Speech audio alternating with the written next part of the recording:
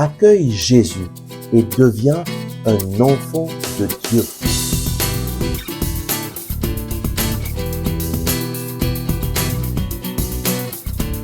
Le Christ est ressuscité. Chers amis, bonjour. Nous continuons notre chemin de préparation pour Noël en approfondissant nos relations fondamentales avec le Père, avec Jésus, notre ami fidèle, notre Sauveur. Et nous lisons aujourd'hui de l'Évangile selon Saint Jean au chapitre 1, versets 1 à 3 et 10 à 12. Au commencement était le Verbe, et le Verbe était auprès de Dieu, et le Verbe était Dieu. Il était au commencement auprès de Dieu. Tout fut par lui, et sans lui, rien ne fut. Il est venu chez lui, et les siens ne l'ont pas accueilli. Mais à tous ceux qui l'ont accueilli, il a donné pouvoir de devenir enfants de Dieu à ceux qui croient en son nom. Et oui, Jésus t'aime.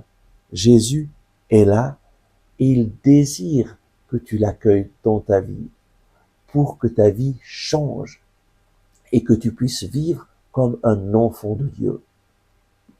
Le texte que nous avons lu aujourd'hui nous parle du Verbe qui était auprès de Dieu, qui était Dieu.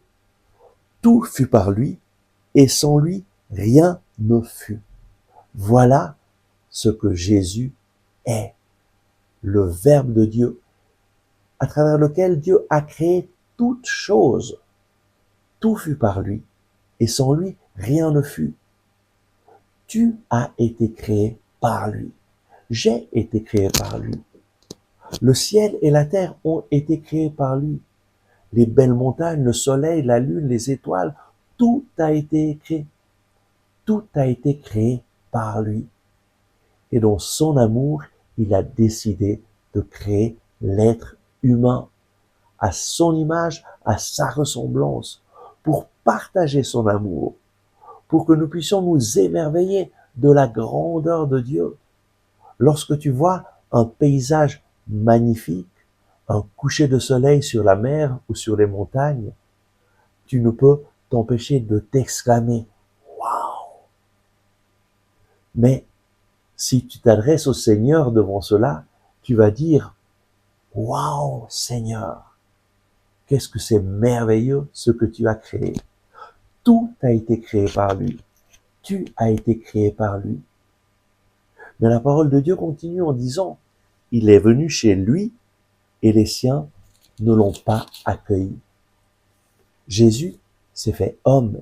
Il s'est incarné dans le sein de la Vierge Marie. Il est venu en Israël.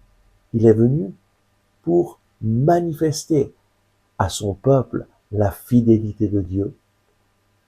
Il est venu chez les siens, mais les siens ne l'ont pas accueilli. Les chefs des prêtres, les pharisiens, les sadducéens l'ont rejeté et ils l'ont fait condamner à mort. Mais, nous dit la parole de Dieu, à tous ceux qui l'ont accueilli, il a donné le pouvoir de devenir enfants de Dieu, à ceux qui croient en son nom. Le nom de Jésus signifie Dieu sauve. Lorsque tu crois que Jésus est Dieu qui sauve, lorsque tu crois que Jésus est mort pour toi sur la croix et que tu l'accueilles dans ta vie comme ton Sauveur et ton Seigneur, lui vient en personne faire sa demeure en toi. Et il te porte de la mort à la vie, des ténèbres à la lumière.